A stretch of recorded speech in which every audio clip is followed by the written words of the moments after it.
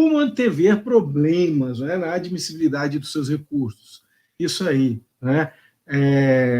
Eu vou... Depois, no final, eu te aviso, tá, Basílio? Eu vou dar uma olhadinha nisso. Tá, eu não... você está falando que tem uns embargos de declaração aqui, não é? De hoje? De hoje. Depois a gente vê isso aí, esse número aí também, né? É de um recurso do Tribunal Superior, né? Pelo que parece aqui. Mas tudo bem. Então, mas vamos lá. O que a gente precisa fazer, né? Nessa atuação? E olha só que interessante. Eu não conheci só um, viu, pessoal? Eu conheci mais. É isso mesmo. Tá, tudo bem. Então, só respondendo aqui, se você entrou no AD, abriu o prazo para outra parte responder teu AD. Normal, o andamento é normal, é isso mesmo.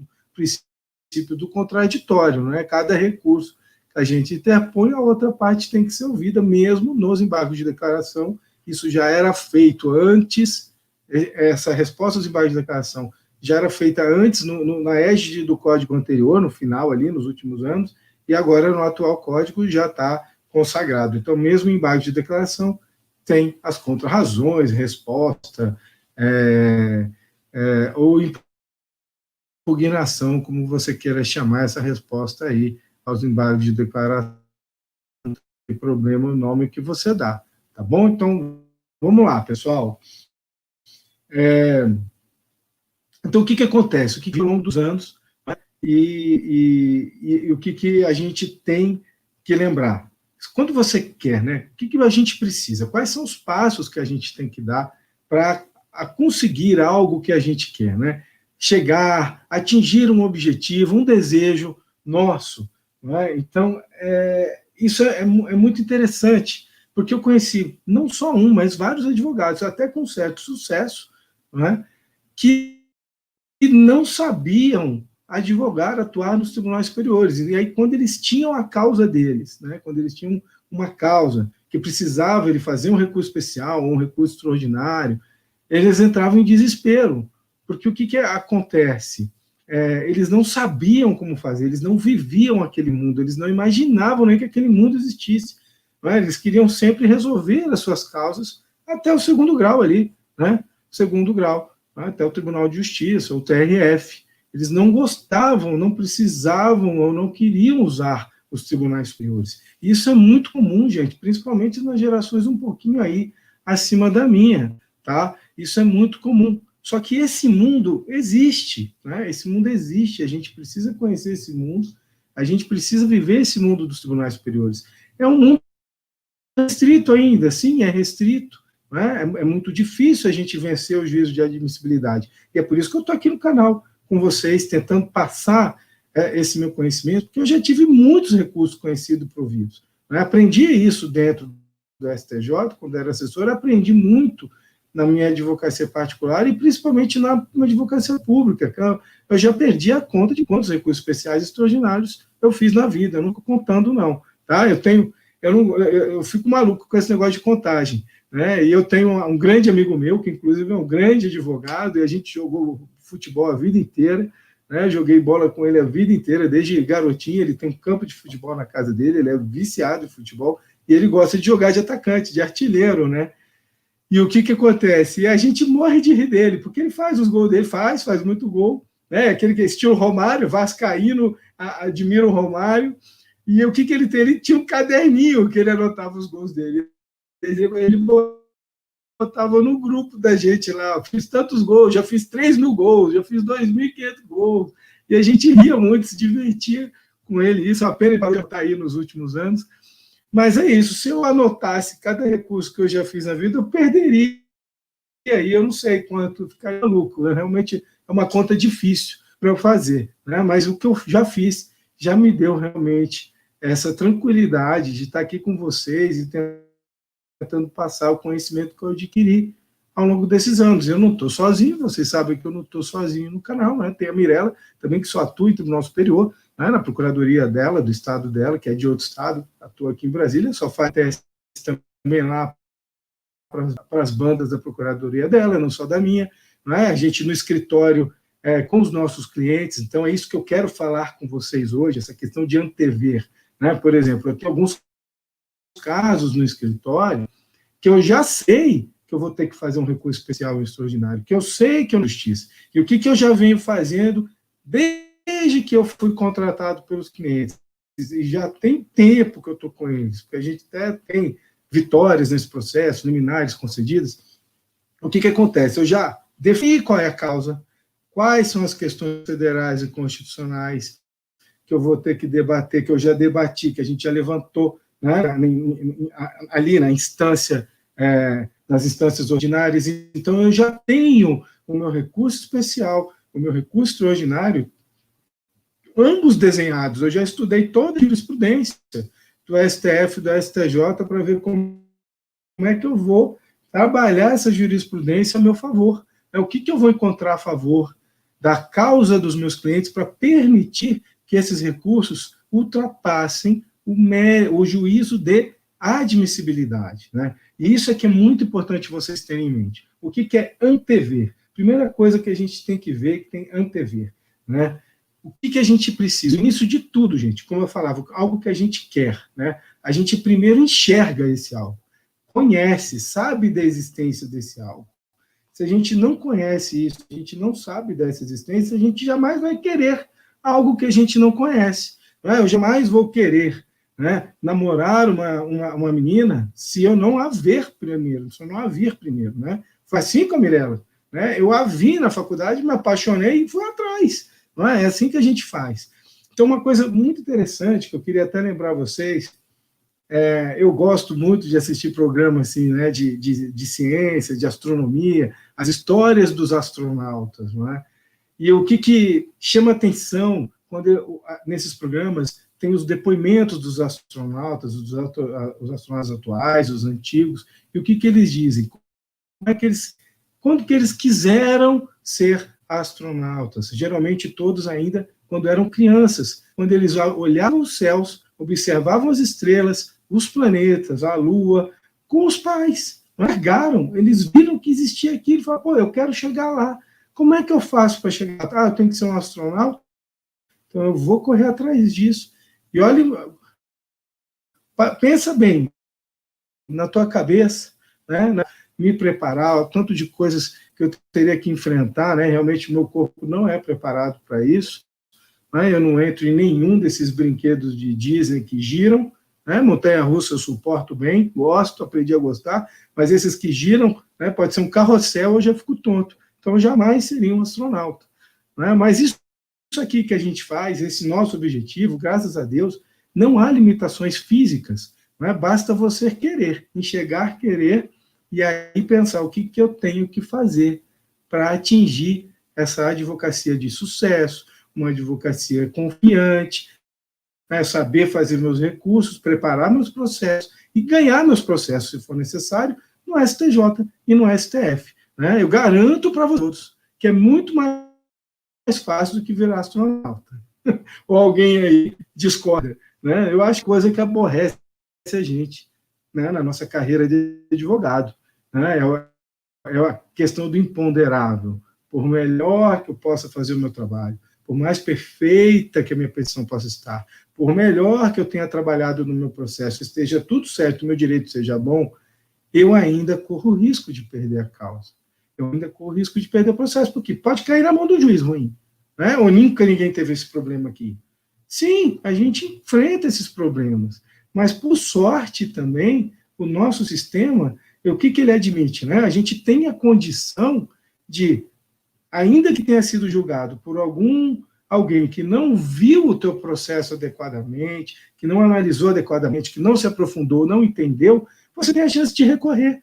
Você tem essa chance de ir, né, a um outro órgão, um julgador superior. Geralmente, um órgão superior é um órgão com juízes, né, mais tarimbados, mais experientes, né, e principalmente se tratando de tribunal superior, a regra é que sejam juízes, né, porque os ministros são juízes, sejam juízes competentes. Mas aí qual é o segredo? A gente tem que saber levar a nossa causa até lá.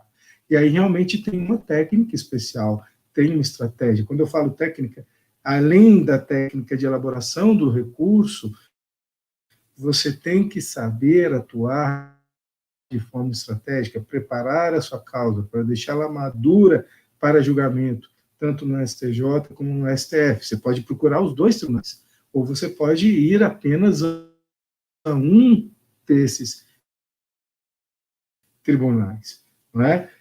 Já eu vou falar das perguntas, que alguns de vocês deixaram de perguntas, eu vou responder, tá? Então, não fiquem intimidados, tá? Então, eu queria primeiro pontuar isso, que enxergar. Então, vocês enxergarem, verem a necessidade, né, de terem esse conhecimento, ter esse conhecimento com vocês, não é? De entender que, a partir do momento que você sabe fazer um recurso especial, um recurso ordinário, você sabe levar a tua causa para um tribunal superior, você vai ser um advogado ou advogada muito mais qualificado, não é? Muito mais preparado, com muito mais condição de ter vitória, de vencer os seus processos. Porque às vezes, a gente não consegue vencer o processo no primeiro ou no segundo grau, não é, pessoal? Então, e isso é muito importante. Eu já sofri reveses na minha advocacia, que se eu não soubesse, né, fazer um recurso especial, preparar o processo, preparar aquela questão, eu não teria revertido a causa no STJ, por exemplo. Isso é que a gente procura aqui. Nesse caso, eu não estou dizendo que é fácil. São 95%, né, de chance do teu recurso não subir. Mas por quê? Porque muito vai entrar esses 5%. E se Deus quiser, um dia tiver mais seguidores aqui no canal, eu espero que esse índice de 5% mude para 10%, para 15%, seja lá algo mais aceitável, não é? Porque realmente tem muita coisa que poderia subir para o Tribunal Superior, que o recurso poderia ser julgado em seu mérito, e que não é por causa da deficiência na atuação do advogado nesse caminho de levar o processo. Aí, eu tenho umas coisas aqui para falar para vocês. Porque não saber atuar é ruim, né? Qual é o primeiro ponto de não saber atuar no Tribunal Superior? É que você, se perder a tua causa nas instâncias ordinárias, você não vai ter chance de reverter.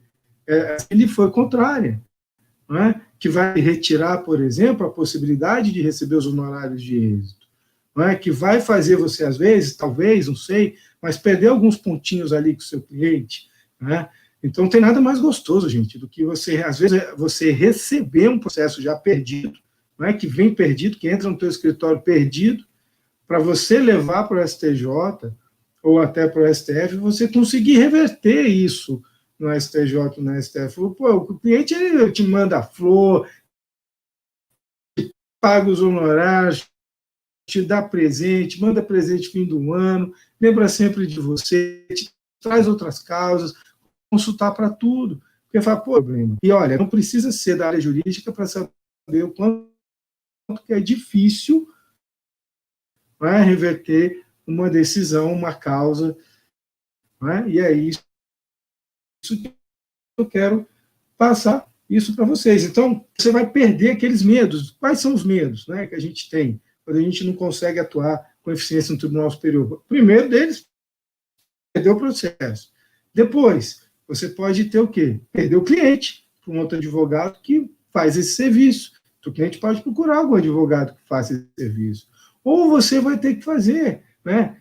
Chamar um advogado para te ajudar, para elaborar, para trabalhar junto, dividir, de repente, quiçá, os honorários de êxito. Né? Você pode ter que uma sombra ali de outro profissional que vai ter contato com o seu cliente.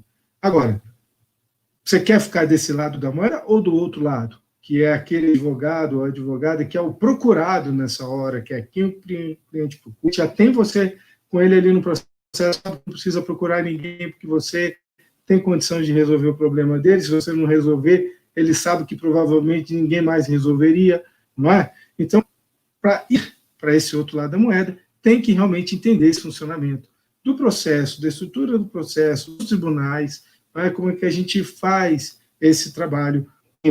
Então, hoje mesmo, por exemplo, estou com um processo de um cliente subindo para o Tribunal de Justiça, fui contratado para fazer o agravo em RESP. Estou acompanhando o agravo em RESP é igual quando eu desço com o cachorro para passear em cima, eu não tiro o olho dele, né? Porque aí eu vou lá, eu vou despachar, vou levar o memorial, eu não vou deixar esse processo solto, né? Porque eu sei que é difícil, que vai ser difícil, que fazendo tudo isso vai ser difícil, mas se eu não fizer nada disso, vai ser muito, muito, muito mais difícil desse processo ter uma sequência. Então, a gente tem que realmente entender essa dinâmica, né? E entender que, sabendo atuar aí, você vai o quê? Ganhar destaque, né? Na tua cidade, região, entre os teus amigos, conhecidos, clientes, você vai ser lembrado, né? Você vai ser lembrado, vai ganhar destaque, vai ser mais procurado, provavelmente vai ter um número maior de clientes, causas melhores, essas causas que vão para os tribunais superiores sempre são causas em que se trata, né, de valores relevantes, porque ninguém vai ficar pagando advogado, né, para ir para o STJ, para o STF, por conta de 5 mil reais que ele pode perder, 10, 20 mil reais, aí ele nem vai pagar advogado, ele paga logo a outra parte, né, ele paga logo os adversos.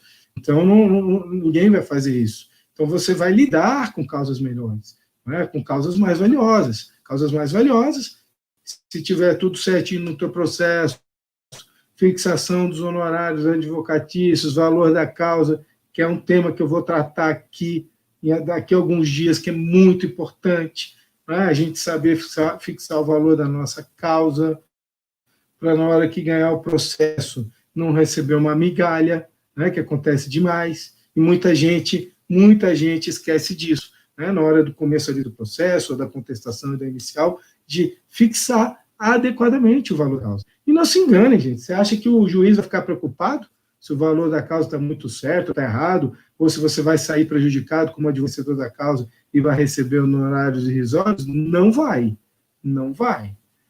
Então, a gente, é uma coisinha também que eu quero discutir aqui com vocês, porque eu vejo esses equívocos todos os dias, tá? E não é legal, isso aí não é legal. Então, obviamente, quando você está desse outro lado da moeda, você tem tudo isso que eu vinha falando. Mas o principal, além do respeito, né, obviamente, de você vai ter um destaque maior, um reconhecimento maior, pode ter uma clientela um pouquinho, né, encorpada mais ali, mas o principal, eu anotei e eu vou falar aqui para vocês, e é isso, ó, a confiança que vocês vão ganhar na atuação, nos teus processos, desde o primeiro grau, desde a atuação perante o juiz, não é? Passando pelo tribunal,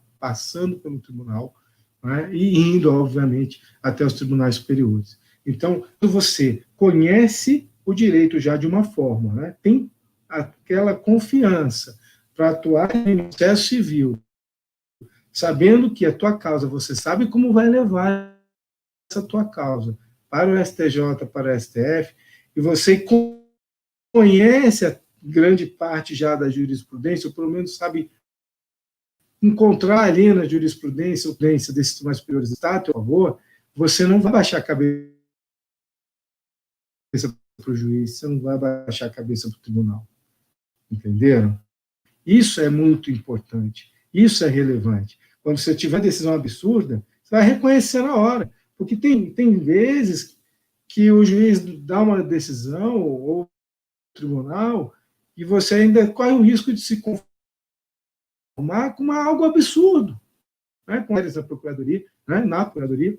Mas, olha só, que coisa interessante. Eu estava preparando um recurso ali, estou com os meus prazos.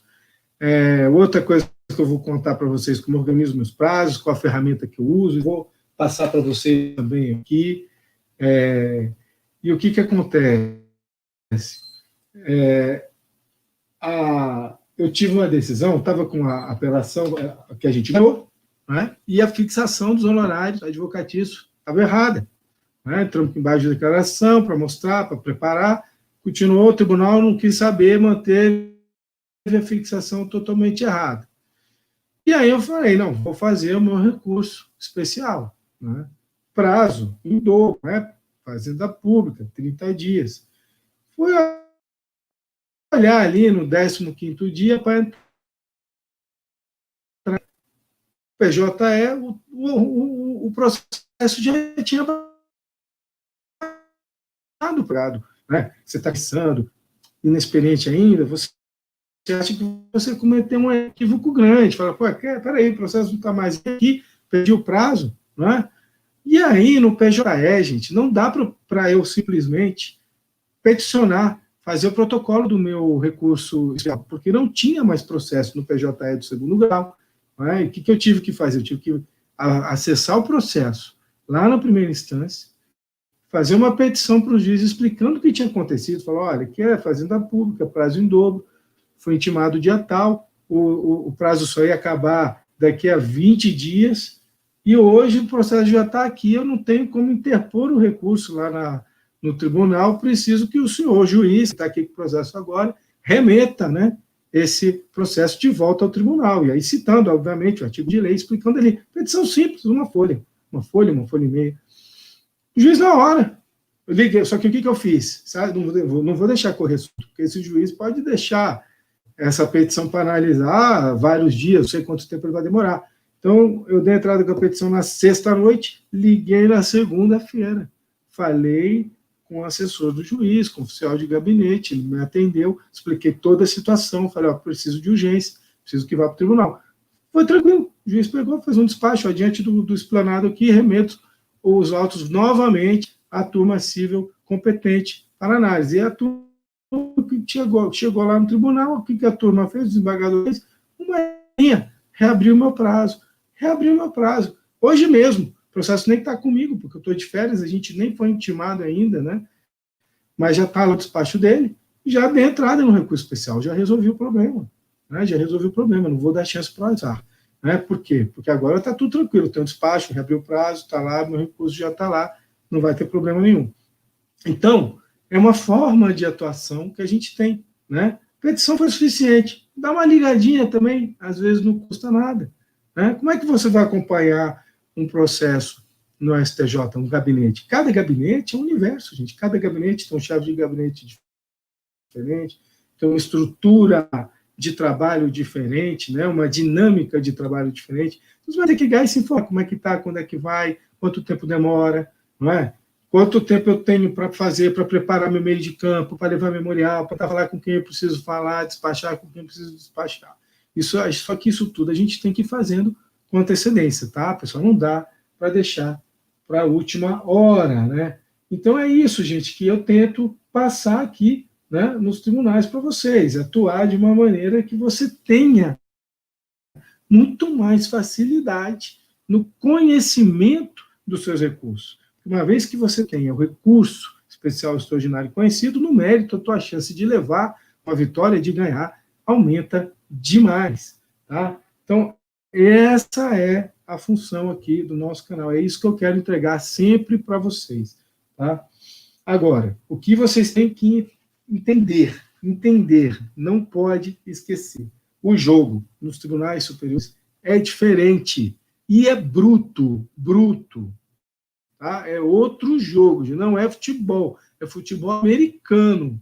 Tá? Não achem que vocês vão, do mesmo jeito que vocês atuam, do mesmo jeito que vocês escrevem nas instâncias ordinárias, vocês vão ter sucesso nos tribunais superiores. Não é assim que funciona.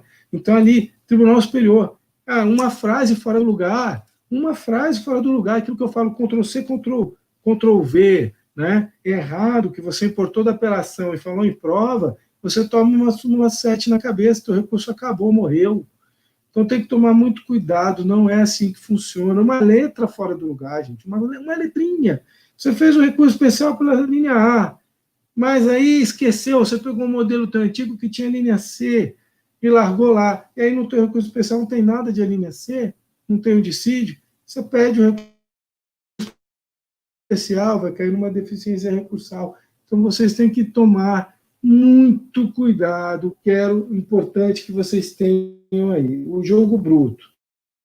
Né?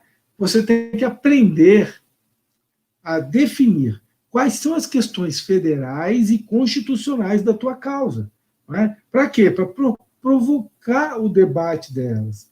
Né? Provocar o debate dessas questões, né? Pré-questionar. Porque são essas questões que o STJ e o STF vão julgar.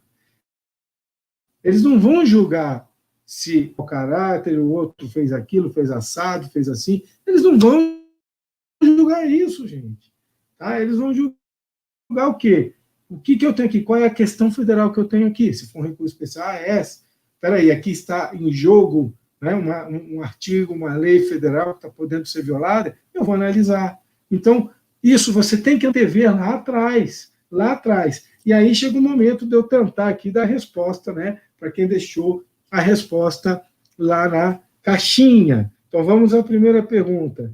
O que não pode faltar na inicial para meus recursos serem aceitos no STF e no STJ? Olha, gente, inicial, é bom você já preparar e levar, né, as questões federais ou constitucionais na sua inicial? É bom, se você já tiver essas questões bem delineadas, porque às vezes elas surgem durante o processo, né? Mas se você já tem essas questões, geralmente aí no caso de direito material ainda, já bem delineadas, você já pode colocar na inicial, tá? Mas é imprescindível, esqueci, não coloquei na inicial. Não tem problema, pessoal, na inicial não tem problema, nem na contestação. Ainda vai ter uma sentença. Né? Ainda vai ter uma sentença. Obrigado aí, viu, pessoal? Quem estiver gostando, vai deixando o like mesmo, que sempre ajuda a gente, né?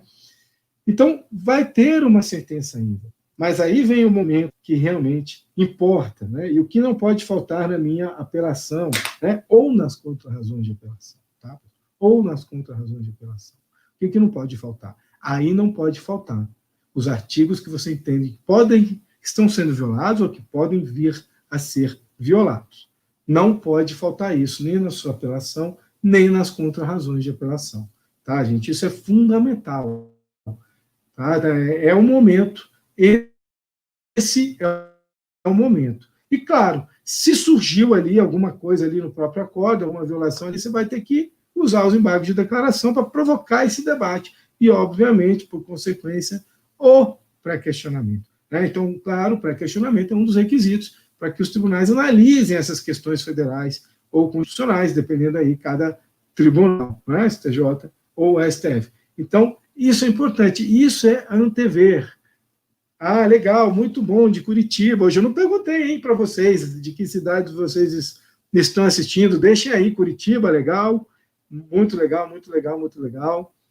Tá ótimo. Aqui eu estou falando de Brasília, né? Hoje, minha cidade, onde eu moro, às vezes eu não falo de Brasília, às vezes eu não estou aqui. Né? E hoje aqui está bem tempestuoso o nosso clima aqui. No céu mesmo, tá, gente? Não é na política, não, é no céu. Chuvas pesadas. Então, isso é importante. Né? Essa atuação estratégica que eu falo, e essa técnica, não é só no momento de elaborar o teu recurso. Claro que você precisa saber como elaborar um recurso estrutural, um recurso especial, um recurso extraordinário. E esse realmente é um dos grandes problemas, né, que causa o não conhecimento de praticamente 95% dos recursos. O pessoal não sabe fazer o recurso especial, não sabe fazer o recurso extraordinário. Mas não só isso, também não sabe preparar o processo para levá-lo, mediante recurso especial extraordinário, para os tribunais superiores. Então, às vezes, você até já sabe como fazer um recurso bem feito, estruturado, não é? Sem cair naqueles erros fatídicos, não é? De um recurso especial, de um recurso extraordinário, mas se esqueceu daquela parte lá de trás, essa parte estratégica da estrutura, do processo, não é? A dinâmica do processo civil e também, não só a estrutura, né? Desse planejamento estratégico que você tem que fazer no seu processo, ao longo do processo. E aí eu vou falar de mais uma coisa. Então, vocês podem estar se perguntando, mas Mário, e a jurisprudência defensiva? Né? Gente, existe jurisprudência defensiva? Claro que existe. Só que na hora que você conhece tudo isso que eu estou te falando e tem essa confiança, esse respaldo da tua técnica, do teu conhecimento por trás disso aí, a jurisprudência defensiva não te pega tanto mais.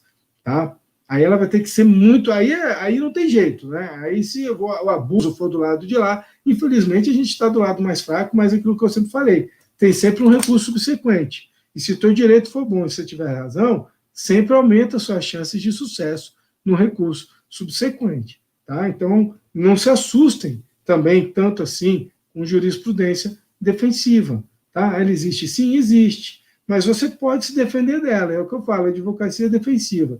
Se você sabe que está dando problema na jurisprudência, por exemplo, com protocolo de recurso, com feriado local, para que você vai usar a prorrogação de prazo?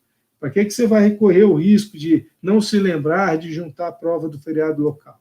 Não é, pessoal? Então tem isso. Né? A gente tem que também se precaver do lado de cá. Né? São coisas simples também, atos simples. Então a gente não pode, gente, não podemos ser preguiçosos, né, e nem deixar para a última hora quando se trata de atuação em tribunal superior. Tá?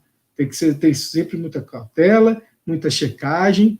Então, para evitar esses problemas, né, comuns aí, né, que todos vocês já sabem, os óbitos, súmula 7, STJ, 284, né, 283, 182, tudo isso aí, se você fizer a coisa direitinho, souber esquematizar, como eu falo aqui, às vezes, alguns já foram meus alunos, não é? Como a gente faz o treinamento, quando tem curso, né, que eu pego, eu ensino, mostro ali como é que pega uma decisão, como é que a gente lê, como é que faz a fundamentação, o que a gente tem que atacar. Isso é fundamental, tem que estar treinado. E, infelizmente, gente, se você tem essa dificuldade, é normal, muita gente tem, não se sinta envergonhado, porque ninguém ensinou isso para a gente. Ninguém ensinou isso para a gente. Então, eu fui um privilegiado, porque eu pude ser, né, eu pude trabalhar dentro dos tribunais. Né? Eu trabalhei no Tribunal de Justiça como a função de um assessor, que era o cargo de oficial de gabinete. Aprendi, então, primeiro como funcionava uma instância ordinária, um tribunal de apelação, um tribunal de revisão. Depois fui convidado para trabalhar no STJ, uma coisa que eu me orgulho muito. Eu nem fui atrás, fui convidado, me chamaram, fui assessor de ministro e lá aprendi muito. Vi a importância, vi a diferença de um tribunal que só julga questão de direito, né? Em recurso especial, obviamente, em recurso especial, né, gente? A gente tem que lembrar que o STJ e o STF, em recurso e mandado de segurança, são tribunais de apelação. Então, por exemplo, no recurso e mandado de segurança não vai ter óbice de súmula 7, vários óbices que a gente vê aí ao conhecimento do recurso especial extraordinário, eles não valem para o recurso ordinário em mandado de segurança, porque o nome já fala, né? Recurso ordinário. Eles atuam como tribunal de apelação. Então, a gente tem que estar ligado em todos esses pormenores aí, né? Então, o problema não é jurisprudência defensiva, viu, gente? Eu já estive lá por anos, eu vi com os meus próprios olhos, eu ainda vejo hoje, né? E a grande deficiência ainda é de nós, da classe dos advogados. Né? Ainda uma grande maioria dos advogados não sabe atuar perante esses tribunais superiores, não consegue ainda entender quais são as dinâmicas, não tem a técnica. E não tem problema quanto a isso aí. O negócio é se capacitar. Gente, ninguém ensinou isso para vocês ou para mim na faculdade. Ninguém aprendeu isso. Né? E aqui o que eu tento trazer para vocês no canal, né? Através das dúvidas de vocês, o que vocês vão deixando, são atalhos, né? Encurtar esse caminho, porque demora para aprender. E não é legal para nós, advogados, aprender no acerto e no erro. Né? Cada erro que comete, esse erro eu não começo mais. Não cometo mais. Agora eu não cometo mais. Agora eu não falo mais de prova e recurso especial. Mas, gente, tem 300 outros que você pode errar. Tem 300 outros. Então, às vezes, você escapa de um, mas não escapa do outro. Né? Não escapa do outro. Então, é isso que a gente tenta aqui já, trazendo, conversando, né? Ou seja, através de cursos ou das lives, da nossa conversa, dos posts, deixá-los atentos, porque para todos esses pormenores, vocês têm que ir superando ao longo do caminho. Depois que você pega o jeito, você já vai ter uma trilha a seguir, já vai ter aqueles seus checklists, aquela tua sequência, o que eu posso fazer, o que eu não posso fazer, quando que eu tenho que fazer, qual a hora certa de fazer, né? Que aí você vai evitar esses problemas futuros no teu processo, na hora que ele bater lá no STJ e no STF, né? Então, fiquem à vontade também se quiserem, né? Se quiserem perguntar alguma coisa, vocês podem ficar à vontade, tá, pessoal? Se estiverem gostando, deixa o like aí. E se tiverem algum tema também, vocês vão deixando aqui, viu, pra gente. Vão dando, o que a gente fala é para vocês. Então, o que vocês estão precisando, o problema que vocês estão tendo, né? Vocês têm que deixar aqui para a gente vir sempre tentar ajudar. Tá? Tinha uma pergunta aqui, lá no comecinho, de um de vocês. Ele está falando aqui, ele entrou com embargo de declaração, juntada de petição, embargo de declaração, era o andamento, opôs em agravo em recurso especial e foi dado prazo. você opôs o ED, mas de um julgamento já do agravo, do ministro. Ó, Basílio, me fala que esse ED, contra que decisão você opôs, tá? Contra que decisão você opôs, tá bom? É importante você me falar aqui, contra que decisão você opôs, tá?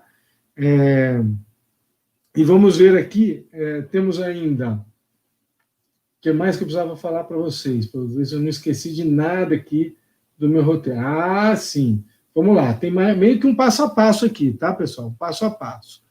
Então, é onde eu vou chegar. Importante, gente, falar uma coisa para vocês aqui, estratégia importante, você tem que aprender, né, eu já falei hoje, a reconhecer a questão federal constitucional do seu processo. Para que isso, gente? O que é importante reconhecer? Então, hoje eu estava falando com uma colega minha, que é assessora lá no STJ, né?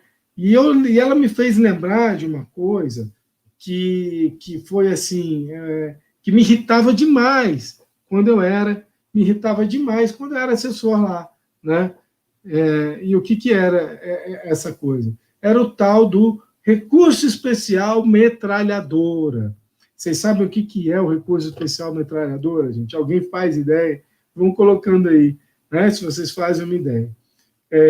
É um dos recursos que mais irrita qualquer assessor, qualquer ministro, né, de qualquer tribunal. Né? O recurso metralhadora é aquele recurso que ele indica uma ou duas dezenas de artigos tidos como violados ali pelo recorrente. Gente, não tem nada mais chato que isso. E não tem nada mais difícil também do que um recurso desse ser admitido e provido. Tá? O pessoal já, como diz lá, né, lê na diagonal, com a má vontade danada, e vai te impor qualquer óbice, de preferência um óbice bem geral, que não vai obrigá-lo a ler o resto do seu recurso. Tá? Porque ninguém vai ficar lendo, né, tantos artigos, provavelmente a maioria desses artigos não vai estar pré-questionada de cara, e uma outra grande parte também não vai ter sido violada, né? Porque afinal eu pensava quando eu recebi um processo desse, meu Deus do céu, que decisão é essa tão poderosa que conseguiu violar tantos dispositivos de tantas leis de uma só vez? Então, pessoal, o negócio é concentrar, é reconhecer a tua causa e falar, cara, meu artigo de lei está aqui. Os recursos que eu ganho, eu alego a violação a um ou dois dispositivos, 3 no máximo, mas que estão todos ali conectados no mesmo capítulo da mesma lei, né? Ou 2 diferentes, de leis diferentes. Às vezes você tem 2 questões no recurso, mas não é possível você ter tantas questões, você tem que alegar a violação a 10, 20 dispositivos de lei. Não funciona assim, né? Então, isso é um jeito também, é uma estratégia, você tem que saber fazer, né? Não fique com medo de, meu Deus, né? Exatamente, é o recurso loteria, né? Mas eu chamo de metralhadora, porque é aquele que atira para todos os lados, né? Que acha que vai pegar em alguém. Na verdade, você faz tanto barulho que o inimigo te acha antes e te acerta o tiro antes, né? Então, não adianta fazer assim, né? Então, reconhecer a questão federal, tá? Estratégia. Então, você vai ter, claro, para questionar. Vocês já sabem, quem segue aqui a gente no canal sabe como fazer esse pré-questionamento direitinho, o que é pré-questionamento, e na hora certa de fazer esse pré-questionamento, né? Reconhecer a tua questão federal. Né? Antes de pré-questionar, você tem que reconhecer, para pré-questionar os artigos certos, pertinentes com a tua causa. Né? E aí, tudo bem. Não fazer o tal do recurso metralhadora, né, gente? Não fazer o recurso metralhadora. E depois, o que é importante? Quando você indica poucos dispositivos, você tem tempo, tinta, papel e espaço para trabalhar bem a violação a esse dispositivo, demonstrar a violação. Não é só alegar a violação, tem que demonstrar a violação. Onde é que está, onde é que reside.